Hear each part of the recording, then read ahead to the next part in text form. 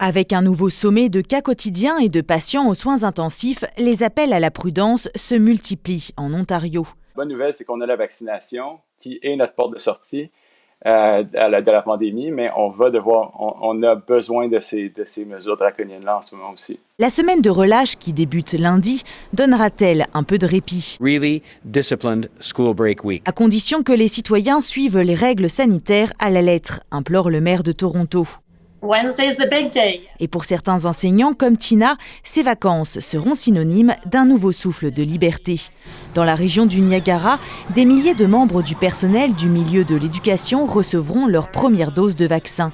Et du côté de Toronto et Peel, la vaccination commencera dès lundi pour les enseignants travaillant ou vivant dans les quartiers à haut risque de transmission, ainsi que pour les éducateurs soutenant des enfants aux besoins particuliers. Nous sommes bien soulagés que cela arrive, mais nous demandons aussi que ça ne soit pas juste la vaccination, mais que l'apprentissage virtuel continue jusqu'à ce que la vaccination soit effective. And really anybody connected with students to be vaccinated. Elle espère que tout le personnel travaillant auprès des élèves sera bientôt vacciné, et en priorité.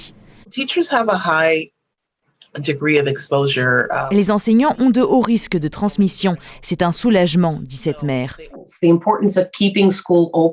un changement de stratégie bien reçu. Ça va nous permettre de garder les écoles ouvertes de façon sécuritaire, estime cette conseillère municipale.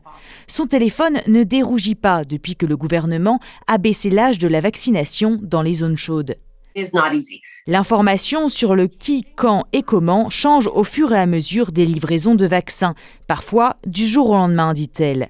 Mais la ville de Toronto est prête. 3 nouveaux centres de vaccination de masse ouvrent dès lundi, avec l'espoir que la vaccination s'accélère. Ici Camille Feyreisen, Radio-Canada, Toronto.